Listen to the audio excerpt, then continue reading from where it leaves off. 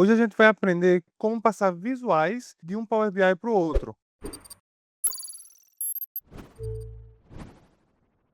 Eu não sei se vocês já se depararam com esse problema de quando a gente faz um arquivo, gera todo aquele processo de ETL no Power BI, que ele demora bastante realmente para carregar. E aí, algumas vezes, pode acontecer da gente precisar fazer essa mesma ETL em mais de um arquivo, por algum motivo específico, seja porque a gente estava dependendo da identidade visual do time de design, ou seja, por exemplo, porque a gente precisa rodar dois arquivos diferentes com as mesmas bases de dados, mas com conteúdos diferentes, com formas de visualizar diferentes, mas a gente acaba que algumas vezes nós realmente precisamos trazer dados de um arquivo Power BI para o outro, trazer visuais de um arquivo Power BI para o outro, como é o caso aqui. Nesse arquivo Power BI, nós temos aqui um Power BI que já está montado, mas ele tem somente 3 regiões. Observa que já está tudo montado, ele já tem um background, ele já tem visuais, formas de visualização. E aí ele tem aqui toda a questão de data vis, toda a identidade visual dos dados já estão montados aqui. Mas ele tem somente 3 regiões: Sudeste, Sul e Norte. Enquanto nesse outro Power BI aqui, não tem as informações de data vis, informações visuais, só tem realmente cartões e tabelas, mas ele tem 5 regiões: Centro-Oeste, Nordeste, Norte, Sudeste e Sul. E aí, a ETL, o tratamento, a extração, tratamento e carregamento dos dados dessa versão aqui de novos dados,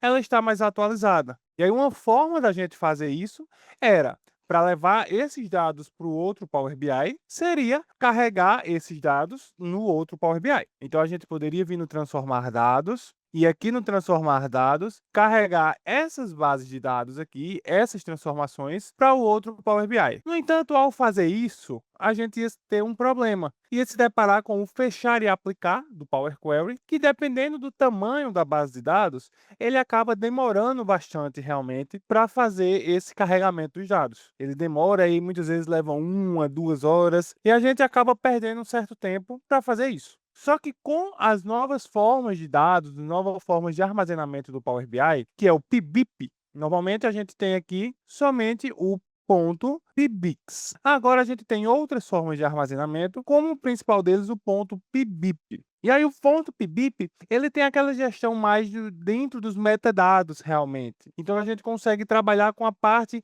com o que está dentro do Power BI, com o que a gente não vê diretamente aqui. Então, o que a gente vai fazer é utilizar o PBIP para fazer essa troca, carregar essas bases de dados aqui, esses novos dados. Observa que no arquivo novos dados, nós temos 180 linhas, enquanto no arquivo consumo energia, nós temos 108 linhas. Então aqui, claro, isso aqui está para um exemplo, tá? Mas vale a mesma coisa para se a gente tivesse em um arquivo 5.000 linhas e no outro 5 milhões, tá? Então o que é que a gente vai fazer? A gente precisa, para usar essa ferramenta, a gente precisa ter salvo os arquivos no ponto PBIP. Então, a gente vai salvá-los agora. Arquivo, salvar como, procurar nesse dispositivo, e aqui a gente vai salvar o consumo energia ponto .pbip, não o ponto .pbix, o ponto .pbip.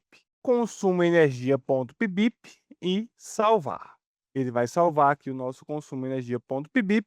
Nós podemos fechar ele. E a mesma coisa a gente vai fazer para os novos dados. Arquivo, salvar como, novos dados, agora ponto .pbip, PBIP, e salvar. Ok, salvamos os dois, pode fechar os dois Power BIs aqui. E aí, na pasta, pessoal, que a gente tem, observa que a pasta agora ela vai ficar com .pbix e .pbip. E aí a gente vai ter aqui, cada arquivo .pbip, ele gera 2 arquivos para a gente, 2 pastas. Então, o nosso consumo energia.pbip, ele gera essas 2 pastas aqui, consumo energia.report e consumo energia.semantic model. Da mesma forma, o novos dados, ele gera aqui o novos dados.report e os novos dados.semantic model.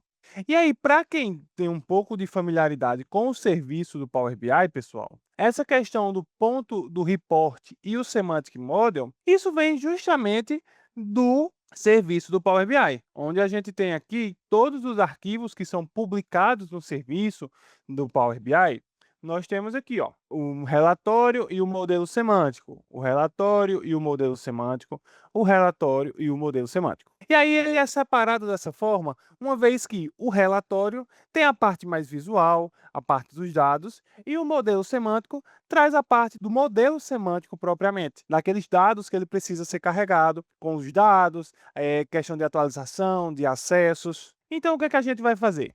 Se o que a gente queria do nosso consumo de energia era aproveitar aquelas identidades visuais que estavam nele, a gente vai pegar aqui do consumo de energia, a consumo de energia report. Observa que aqui dentro a gente tem uma série de coisas e dentro do definition nós temos aqui as páginas, o report JSON e a versão. Da mesma forma, no novos dados report, definitions, nós temos isso aqui, pages, report e versão. O que é que a gente vai fazer? No novos dados, que é o que tem os dados atualizados, mas não tem os visuais, não só tem aqueles visuais cards, brancos mesmo para validação, a gente vai apagar esses arquivos, vai deixar o definition vazio. E aí, onde é que tem a questão de visualização? As visualizações, elas têm no consumo de energia. Aí, dentro do consumo de energia, report, definition, nós vamos pegar esses 3 arquivos aqui e vamos colar ele dentro do definition que a gente apagou. Report, versão e pages. E aqui agora, a gente abre o novos dados, que foi o que a gente abriu aqui, ó. A gente atualizou os novos dados. A gente pode abrir aqui os novos dados novamente, novos dados.pbip. E aí observa o que que aconteceu, pessoal. Ele trouxe, mas ele trouxe parcialmente. Ele trouxe aqui novos dados. Observa que agora aqui o nosso gráfico ele está com as 5 regiões e não somente com 3. Mas ele está com o plano de fundo branco, ele não trouxe toda a formatação. Porque a gente trouxe os visuais, mas faltou a gente trazer também a questão do background e o restante da formatação. Então a gente vai fechar novamente aqui, sem salvar mesmo, pode fechar novamente aqui. Vem aqui, ó, em novos dados report, e aí da primeira vez nós apagamos essas informações de definition. Agora a gente vai em statistic resource, deleta esses arquivos aqui de statistic resource, vem no consumo de energia report, statistic resource, copia esses arquivos e aqui agora nos novos dados report, statistic resource, cola esses arquivos. E aí esses arquivos aqui, pessoal, só a título de curiosidade, são justamente os arquivos aqui, ó, do background, são justamente os arquivos aqui da logo da nossa empresa, da Lean Solutions. Então a gente copia, cola todas essas informações do dashboard que tinha a parte visual, mas não tinha os dados. No de novos dados, vamos abrir novamente aqui agora para verificar. E aí agora, novos dados, já está aqui, ó, com todas as informações.